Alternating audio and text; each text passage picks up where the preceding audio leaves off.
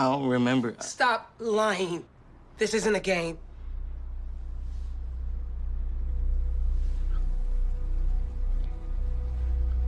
Hey guys, and welcome to Little Black Book. You know what time it is. Talking to you guys about the Chi Season 3, Episode 2. If you're new to the channel, do me a favor, do yourself a favor. Make sure you like, share, subscribe. Click on the bell button for a notification of the uploads. And for those of you who are returnees, you got the minerals. You got the minerals. Yes, hey, don't forget as well, join the Mineral Gang. Get your merchandise. You guys have been buying it, and I really do appreciate you guys joining the team, okay? Also, if you want to get one of these hats, please click on the link down below. Use Littleblackbook91 as a code. And thirdly, you can watch this show, The Chi, on www.backworldtube.com. Okay? When you was little, I used to take you and your badass friends to Six Flags every summer. Gotta find it. So, let's talk about it. Let's talk about it. This particular episode, you know what? It was a tale of the brothers, okay? We got two ends of the spectrum. We've got a brother, you know, Kevin, who's looking for his sister, Keisha, and we got the brother, Treg, who's also looking for his brother, Jake. And obviously, we see that Keisha is missing, but Jake is there but cannot be found as of yet. There's a need for an established connection between the two brothers, whereas you know, Kevin has literally physically lost his sister. And so we see these two polar opposites working its way through the storyline of this particular episode. We get a few surprises along the way. We get Treg's you know, girlfriend that we find out is actually a transgender woman, and I'm going to talk about that as well. It's going to be really interesting as well. But I want to start off, obviously, in the beginning, just with the opening scene. I think we get the camera panning through, you know, into the room of Keisha, and you see Kevin there. Now, what's really, really interesting about this particular episode is the use of colours. I want you to pay so much attention because they tell its own story. So you see pretty much through the whole episode that Kevin doesn't stray away from wearing green except for the last scene, all right? And so the very whole way through this, the episode, he's wearing a green, you know, blazer. Then he wears a green t-shirt when he's at the, working at the pizzeria. Keisha, look, bro, I ain't trying to pray. I need to do something. You see, obviously, Jake, and you see Big Papa wearing green at that time as well. And then they go into their individual colours when they're in front of the drug dealer at the end. Oh, by the way, guys, there are spoilers. So the very first scene, we see Kevin in his sister's room. And what's really interesting is as he's looking around, the colours... To put one in the air, I tried to dance it away. It's intentional choosing the colour of salmon pink. Or we want to call it light peach, whichever one you call it to, depends on which spectrum you want to fall closer to, the orange or the pink. Regardless of that, you know, the light colour obviously represents something. So I researched into colours and kind of just wanted to bring out what it means. So the light colours that are issued, like salmon colour that was there, often means to stimulate energy, to increase respiration, heartbeat and pulse rate. In many cases, the colour salmon might encourage action and confidence, all right? If it's slightly more peachy, it encourages great conversation, good manners, and puts people at ease, which is really kind of interesting because the only action we're seeing is from actually Kevin. We're seeing Kevin's action being in that room, that his first thought, obviously after realising his sister hasn't come home for a few days, is that he wants to find her. Then he has a flashback whilst there as well of when his sister was in the car and his mum was eating sweets and they were eating, and she was eating sweets, and he took her bag and took out what he thought to be sweets. I'm assuming they were sex pills, contraceptives. And that then ensued in the fact his mum turned around and said, Kevin, what are you hiding? As they were fighting.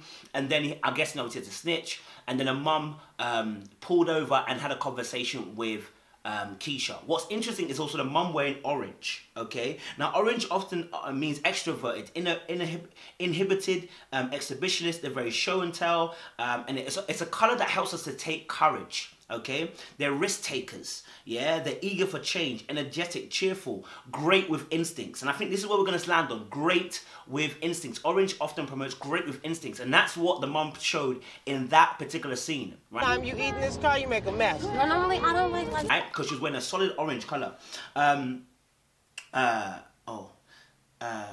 Yeah, a solid orange color, where she then began to, she sussed that something wasn't quite right. And it's actually very interesting because obviously that then plays into later on in the scenes where she actually has an instinct of that fact that this is not her daughter's behavior.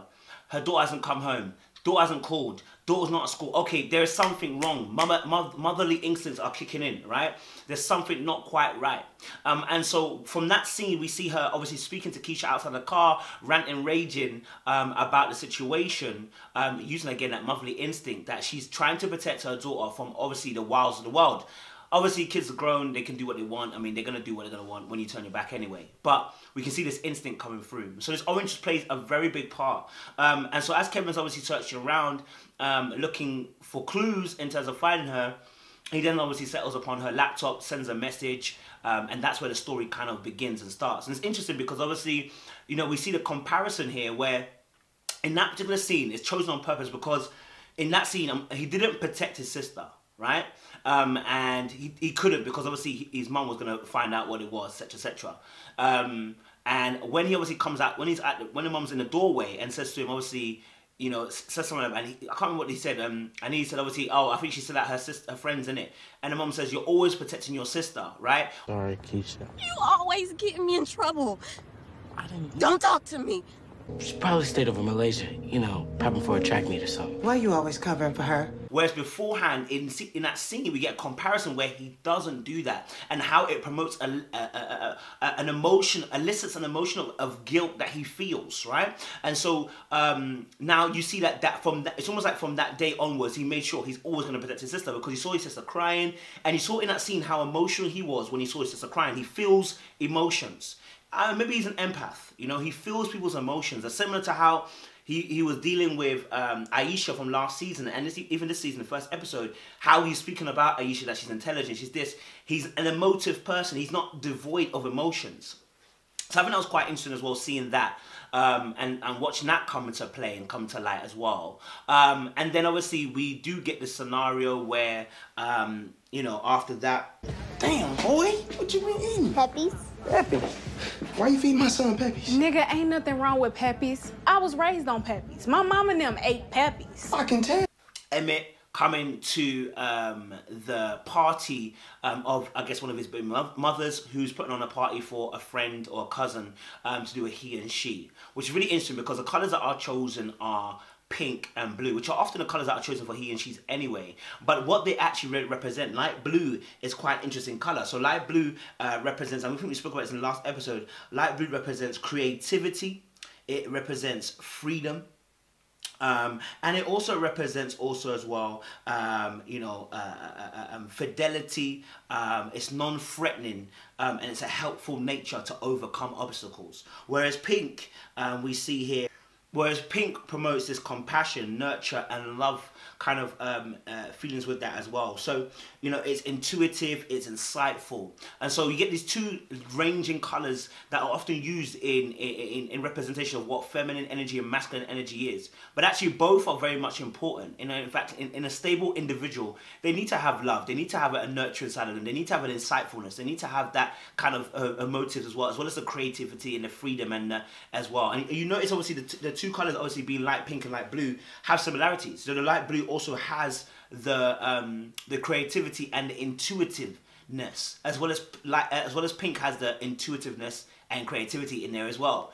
So those two colours do marry and interchange and complement one another, which is why I say that males can't just be blue, they would have to be blue and pink, and women have to be pink and blue, because God made the female and males to be in the image of God. The complete image of him is male and female. Alright, so we need a bit of both, yeah? And then obviously we see Emmett come in and he's delivering the food. Now Emmett obviously is trying really hard, and my guy is trying so hard to try and make this business work. And we've seen him have many ventures before and they haven't worked. But the pressure's far more on. And I think this is a telling story for a lot of people in this position, and also for those who potentially could come in this position. Number one, guys, put something on the end of your willies. Sorry, I want to say it. Put something at the end of your penis. A condom. Yeah, because having kids is pressure when you're not ready and not financially ready. Do you understand? Put something on the end of it. Number two, obviously with kids now, it means that certain risks that you take are far more, the level of risk increases because you have something to lose, your family.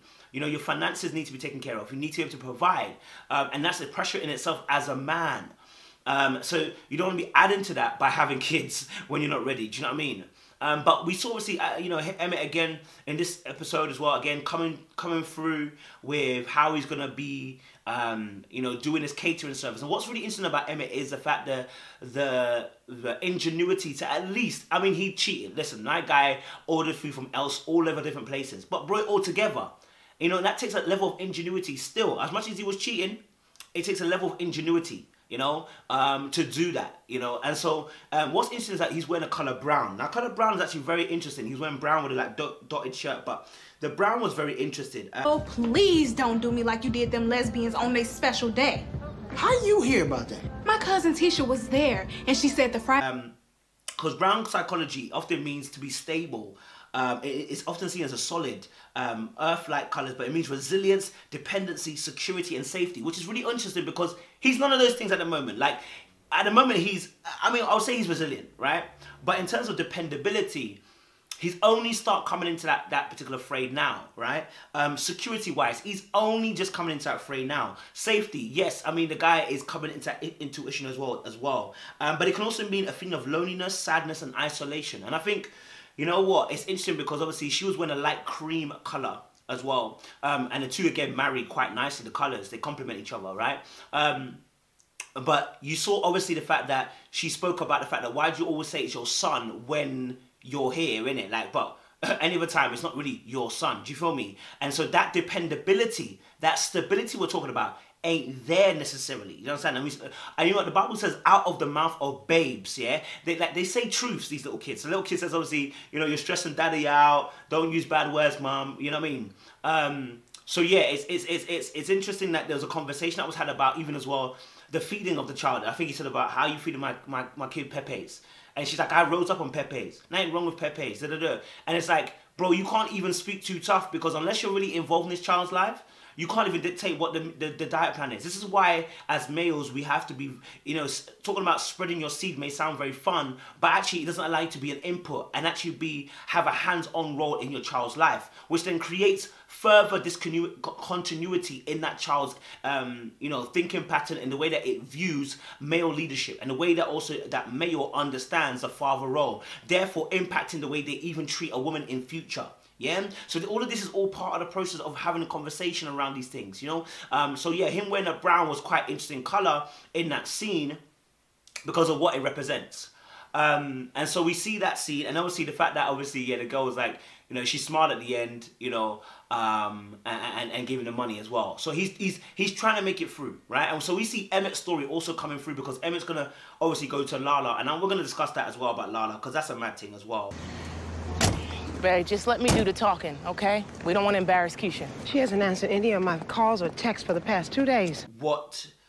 It's what Dre did so Kev's mum and Dre went to the school to find if Keisha was there. Now, interestingly was the colours that were used. So there was burgundy red on, dark burgundy red on Keisha's mum, and then there was like a black on Drea. Now, if you guys have heard of me as well, black can represent masculinity, not only masculinity, but power. It represents intelligence. It can represent strength, right? And it's interesting that Dre was wearing the black because Dre is representing this masculine role. I know obviously LGBT community probably might not agree with me, but I call it a masculine role because of the fatherhood and what motherhood, right? So that fatherhood is meant to represent the protection and the you know, providing kind of role, right? And taking charge of things, right? And so you see that instinct in Drea as she's leading and saying, listen, look, calm down, we've got to handle this, let's go to the school, let's go and do this, right? She's taking lead and charging it, just like she did at the altar, becoming that masculine energy from the first episode, okay?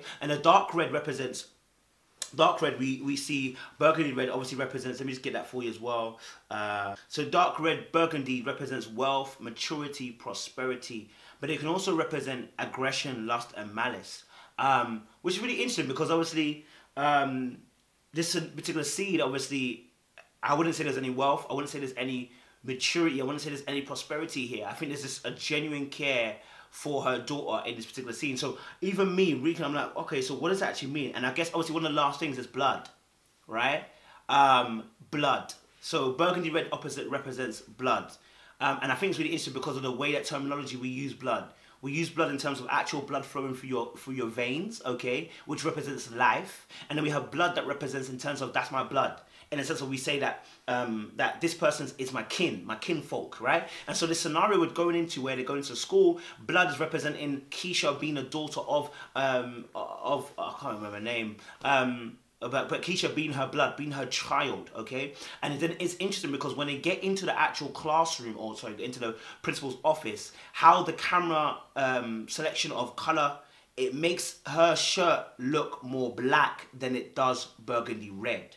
So it's like, remember, black also represents the end of something, or it means the unknown of something. Something's unknown. And so we see this quantity of where they're sitting in this room talking to the principals in black and white dualities, you know, which is like almost playing like devil's advocate. She'll turn up soon. And what if she doesn't?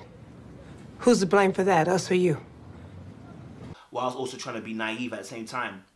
And it's like, you know, as having a discussion, you see, you know, Keisha's mom go into a role where she's accusing the school of being negligent, right? And this is a guilt that she's feeling. She's feeling this guilt as a mother. You know, when situations like this go wrong, we want someone to blame. So either we blame ourselves or we blame something else, right? And sometimes that blame can be irrational to either ourselves or to somebody else. But we often do this because, you know, the Bible talks about a time where in the Old Testament where the priests who would offer blood, and we're talking about blood again, who would offer blood would then obviously use a goat as the scapegoat. This is why we get the word scapegoat. They would lay their sins upon that goat, send that goat out into the field, okay, somewhere else, right? And it would go off a cliff. Yeah, and die. Yeah, it was to take on the sins of the Israel at the time, right? And the same thing here is like almost the same thing where it's like the scapegoat is being made for the school. The school's being a scapegoat. Talking about blood again, right? About sacrifice. Someone has to pay, it seems like, right? And so she's on this warpath, and then she goes and speaks again, where she says, obviously, look, you know what? You know, she asked a question like, obviously, she should have been here. Why didn't nobody notify us? You know, that's not my fault. It's your fault. And the woman fires back by saying, hey, it's your kid. We got 4,000 students, like, yo. And then obviously, when she then explains further on, and then she goes, is it my fault or is it your fault that Keisha's not like kind of here, that kind of thing, right? And so this guilt is eating her up to the point where she wants to ask this question because she needs somewhere to blame. Because if there's no blame, then it's scarier. We need something to blame because then we can control proceedings. If something is to blame, then we can say, if that had been done something differently, it could have changed the result. But it's more scary when we say there's no one to blame because it wouldn't have changed the result. It can't do, because that means we couldn't have influence over the result. It's because we have to give up sovereignty over the fact that we can change certain things. Certain things just happen, and we're scared of that, right? Watch where you going. Lace, how come you ain't respond to my text? You ain't my man, bro. Look.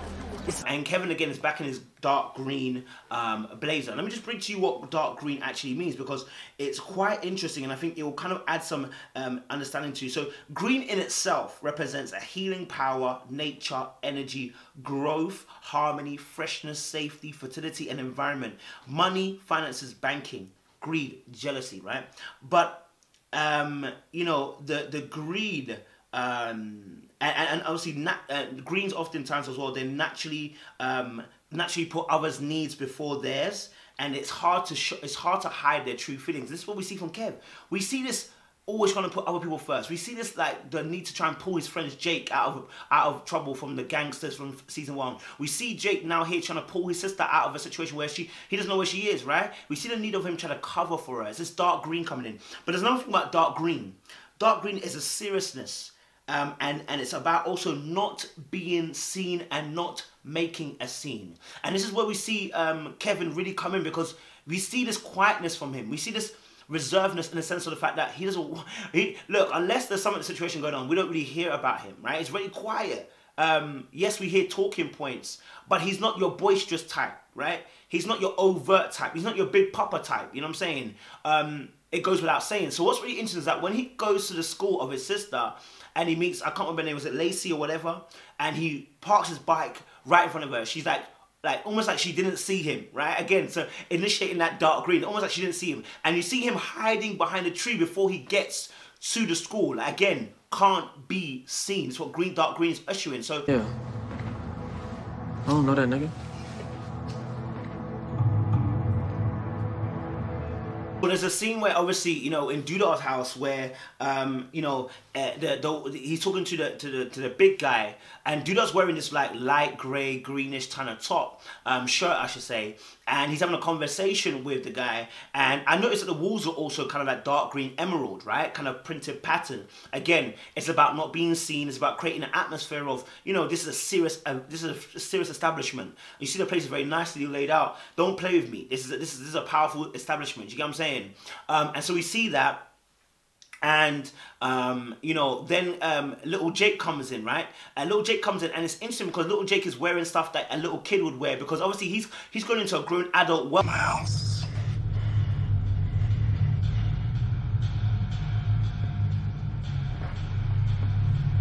Yeah, going into the gangster world is not for little boys, it's for grown-ass men. So now he's a little boy in a grown-ass world, right? And so he comes with his little Chi-Town red and white top that he's wearing, right? Which is really interesting because the Chi-Town basketball vest is red. Fine. It's red, it means that he's ready to go, he's ready for action, he's ready to move, he's ready to do something, right? But then the white there is representing the fact that there's a naivety there. There is a purity there. There is innocence there, okay? So so long as he's wearing this, he's wearing a duality of a hat. He's trying to go into a man's world, but he himself is still a little boy. Yeah, there's still some level of innocence there. And so long as he wears that shirt, we're seeing that innocence. We haven't seen the madness from him just yet. We haven't seen it from just yet. And so we see this incident where obviously the basketball team comes and, you know, he's getting cussed out by Duda saying, are you forgotten for the third time? Then he lets him know his brother's in town. And lets him know that his brother is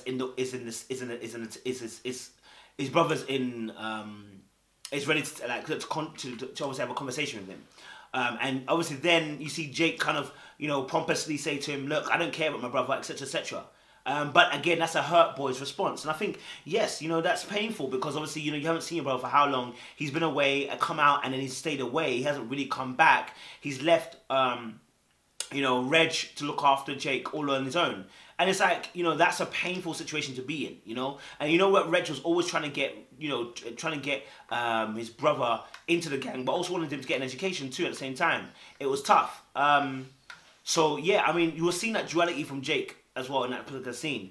Obviously the scene with Treg and his missus, and she's giving him a haircut. What's interesting is that we get the dark contrasting scene with Duda's house, and then we get this light-hearted colour from Treg's house. So it's almost representing this dark underground of oppression and something bad and evil is going to happen in this house, compared to this love and this feeling of goodness that's going to come when Treg's house is there, right? So he's cutting his hair, you know, having a shape up basically, and you see that she's wearing this satin kind of silk green, again, emerald kind of green top. And again, remember, I really said about dark green being unseen, being, you know, being unseen, being serious, and also green representing the fact. We out. Did you even ask him if he wants to come live with us? About putting others' needs before the other, and you see that she's come all the way from where they've come from just because of his particular needs. His needs was that he wants to get his brother and be out, right? So you see them obviously kissing and making out, etc., etc., etc., right? So she's putting her needs at reserve, and so you see that obviously when she begins to ask him a question, him in his black top, he begins to walk away. Again, that unknown quantity, yeah, that the lack of knowledge in this area, and so you see that he absorbs. And you say black is also a color that absorbs. It absorbs pain, it absorbs color, it absorbs light. You know what I'm saying? So that's what black's role is. So when he's wearing his black, he's absorbing. We can say he's absorbed so many things that, you know, he's making himself an emotional closed box. And so he walks away saying he's going to take out the trash when he's asked about why he wants his brother, and he just says obviously because he wants to come and live with me. Right? And he's trying to avoid the conversation, and eventually she catches up with him, because what green is about the healing power. You know, it's about a healing nature.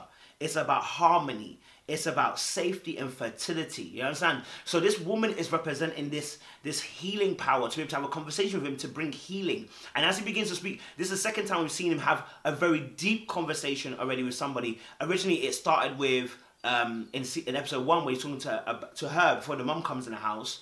But we're seeing it again now where she's asking him questions about his brother, and he begins to explain the story about his dad and how his dad left, and he had hard hands, and and what he's reiterating is that this is what I want to do for Jake. This is what I want to be. I want to be this level of stability. I want to be this level of strength for Jake. Yeah, because remember that's what black represents. It's this strength. It's this eloquence. I don't know. I'm just waiting for the right time. Why are you walking away? You done with this conversation? No, I'm just trying to take out the trash. Damn. It's this authority as well. You know, with black, it's a mysteriousness, all right? And so when you have black like this, where he's wearing it, this authority that he wants to be able to be that in his brother's life, and it's kind of crazy. I don't know. Maybe I'm looking too deep into it. I don't know, but I liked it. You know what I mean? I liked it, and I appreciate relationships. You know what I mean? Yo, we could take turns. Y'all not listening. And then we get obviously Ronnie with the guys as well, and Ronnie's obviously talking to the guys, saying, you know what, he's got he's going back to where he wants to go, which is the underground. And the colouring is very, very important. The colouring again is this light kind of pinkish orange kind of colour. Again, this is a call to action. This is a confidence. This is an energy, right? And so you see, obviously, as they're playing the dominoes, etc., etc. Later on, Drea's gonna come there, okay, and she's gonna come and demand this pink phone again. Pink, orange kind of colouring again, salmon pink. She's gonna come and demand this phone, and where Ronnie's gonna be is there. And so the scenario is all coloured in this particular colour.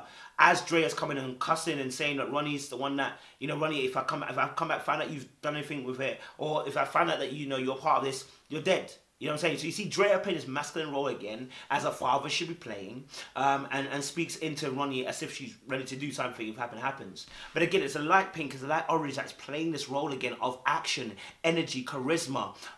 There's a call to action when you see this kind of colour coming to you, which plays out through that as well. Good ideas sometimes. You be having good ideas all the time.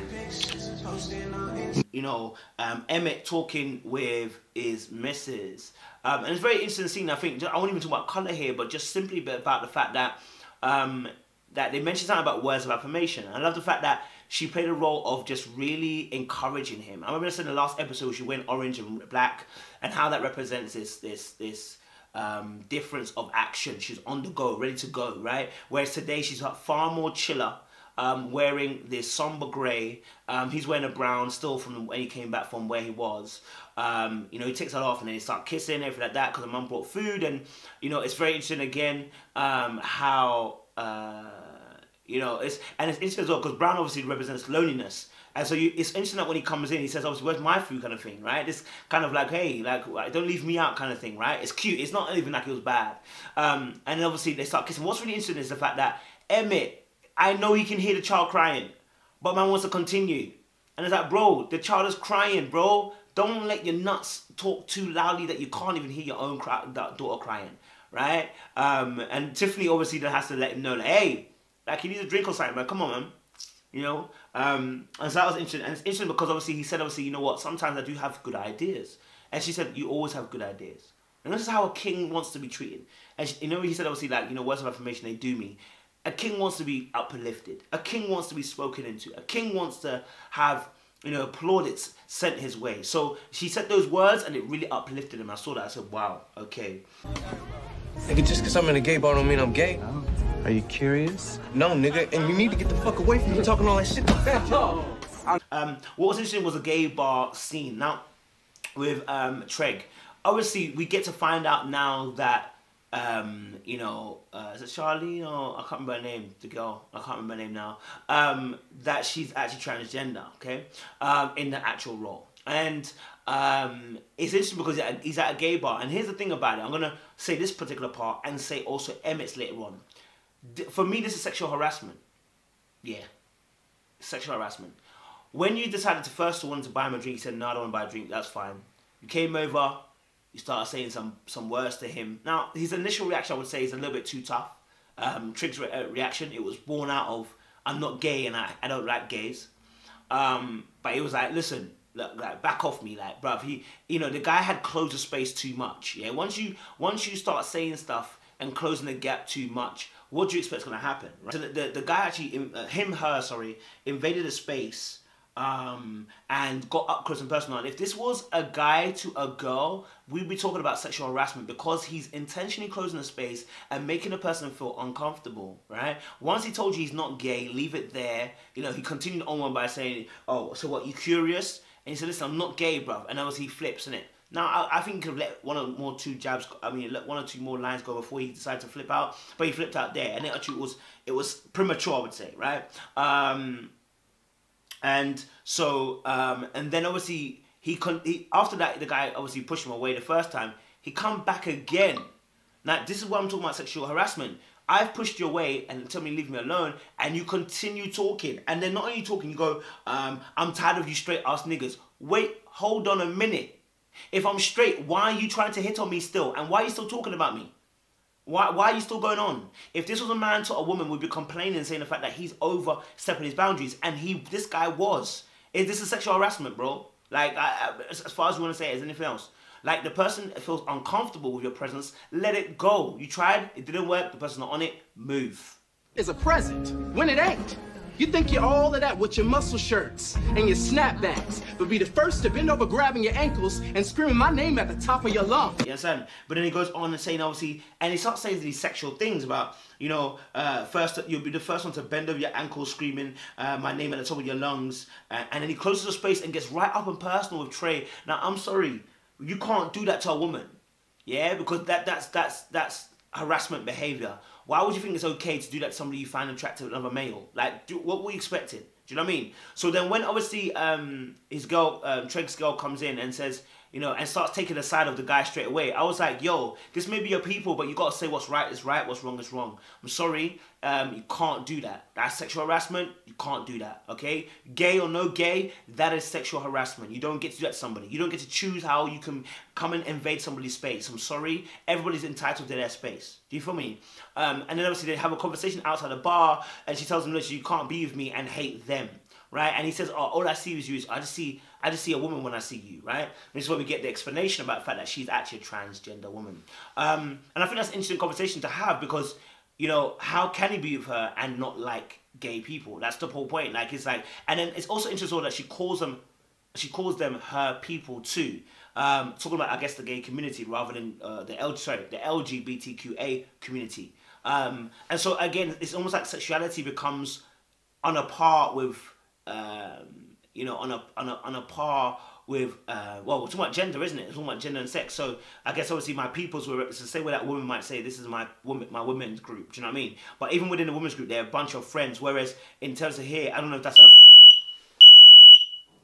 How do you expect to work as a couple if you can't accept the position of your girlfriend who's also from the transgender community? It's not going to work. But I guess it's where guys are... If guys are dating transgender, a bit similar to, I think, I can't remember what his name was, who's a celebrity who was dating trans women and defending their rights. I guess obviously is where it becomes a political issue. But that's something he's going to have to figure out. I'm not about that. I don't know about that life, but he's going to have to figure out because he can't, like she said, you can't do both. You can't love her and hate them. It just can't be possible. It's like the white person dating a black person saying, I hate niggers, or sorry, I hate black people, but you're different. No, because you can't. And so she's absolutely right to pull him up on that. I don't remember. Stop lying. This isn't a game.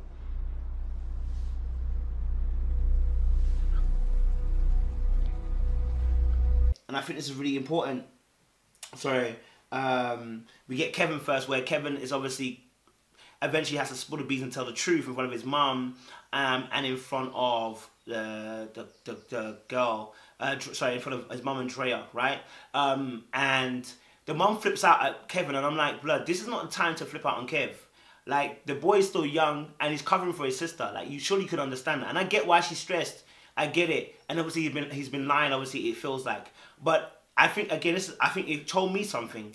As a parent, would I try to find out the why? Because this is the most important thing. I'm not concerned with the what anymore because the what is shown quite clearly. But why did you do it? You know, Kev, why did you do it? Not I'm disgusted and I can't even see what I can say to you anymore. Like, do you know what I mean? Like, this, I started to realize how God really does work. He gets us to think about why are you doing what you do? Why are you doing what you do? Because the what has already happened. He knows what is what. He knows the where. He knows the when. But we're trying to figure out for ourselves, why am I doing what I'm doing? You know, and the same thing with Kev. Like, it should have been a question of, Kev, why did you decide to lie to this point? This is a serious situation. Your sister's ill. Then he could have explained and said, hey, I was covering for it because I felt a certain type of way. Right? But this is, again, that's an idyllic world. You know what I mean? And then we get later on, Emmett. This is sexual harassment again. This is sexual harassment for anybody. Word on the street is you walking around here with a third leg. So if you are who you say you are, then let me see it. If a man asks a woman, show me your pussy, you know what I mean, before you can come in, right? Show me your pussy. Let me see if you're really who you will say you are. This will be sexual harassment, bro. Like, let's be real. Like, do you know what I mean? Like, the same thing. Like, it's a sexual harassment. You know what I'm saying? But the funny thing is this is why it's so funny, because for men, certain things are different for us, right? In terms of way we're trained and the pride that we have. When I saw that part in Emmett, and you see on Emmett's face, he's laughing too, right? That shit's obviously whip it out. Let me see the third man. See if it's as long as he said it is. Let me make sure you are who you say you are. And he whips it out, right? And it's almost like a proud moment on his half, which is like, you know, one piece is long, innit? You get me? It's what it is, baby. Do you know what I'm saying? And so that's again this interesting flip, because had it been a woman, it would be completely different. But when it's a man, we don't have that problem because, first of all, men are in a place of privilege, we understand that. But also because of the way that men view sex is different to women. You know what I'm saying? So we almost see it, and it's not all men, we see it in a way that, you know, it's not a problem for us if we get used for sex. And it's not a problem if the girl wants to just have sex with us. Yeah, fam, you're playing to my cards, baby. Do you know what I'm saying? Like, he didn't feel no way. Which is really interesting. And again, that's going to play into the role in terms of, can this guy stick business with business? Because the way he was watching, I was going to say Lala, the way he was watching, Dominique, yeah, in the kitchen, like there was two foods in that room. The food that she cooked and herself, right? And there was a whole little play of verbiage of different words that were said. And interesting enough as well, you know, when she cooked the food and everything like that, you know, I know he was looking, you saw at one point, he's looking at her ass, he's looking at her, etc., etc. And you're just wondering to yourself, rah, brother, it's kind of mad. You know, are you going to be able to stick to the program regime of actually having a business partner, or are you going to be able to falter and fall? And I think it's very difficult because the kind of guy he is to stay on track. Plus, Dominique looked like she's ready to risk it all as well and play a little game with him. Do you know what I mean? So, the fact that she wanted to see his dick before he entered into the room tells me everything I need to know. She's already on crud, and if he doesn't be careful, he's gonna be the next person to suffer. Well, he's gonna be the next victim to her, and not the other way around. Every day. Well, I hope you got some money with that, because ain't nothing in here for free. Especially. If you notice as well, in the house as well that he came into, the one with Dominique, the walls are diamond green. Diamond green again, because obviously what it represents is that she's not meant to have this business in there. That's why it's secretive. That's why the door's even red as well, right? You know, when you have a red door, it's meant to be like this secretive kind of thing, right? You know, the red doors is meant to be like this door that you go through is a warning kind of thing, right? And so obviously he gets into the house, and I remember he mentions to her, says, hey, you know, look, we need to join up because, you know, this is a health hazard, right? If they come and shut you down, you can't do anything for the culture. But it plays into the hands of the fact that they're not meant to be seen, right? When he entered the house, it's like entering into Alice in Wonderland. He enters this new place and there's people eating and cooking food. What the hell? Never saw this coming, right? It's not meant to be seen again. So the emerald walls represent something quite clearly. Not allowed to be seen. Very important. When you was little, I used to take you and your badass friends to Six Flags every summer. You see the ending is with a piece of Galleria where Jake obviously then meets his brother, who's also in dark blue. Now, I want to represent dark blue. He's wearing dark blue. I just want to break it down, what that actually represents as well. The dark blue, or the azure blue, represents conservatives and responsibility. Love that. Calm, cool, and collected. Repressed feelings, can be a pessimist and a hypocrite. Compassionate, and emotions run deep. Very masculine kind of color, power, integrity, and corporate. So you see this dark blue from him that he's wearing, almost dark blue black, and these colors of responsibility. You know, he's standing there saying, look, you want to see me or not? Like, bro, I can leave if you don't tell me to leave. Do you know what I'm saying? But I want to be here for you, right? And he starts spilling all his guts, saying he wants him to live with him. I mean, he's doing a lot straight away. He's doing a lot. Like, I'm not gonna lie to you, he's doing a lot. In a short space of time, he's doing a lot. Like, the poor boy Jake hadn't had time to think about nothing.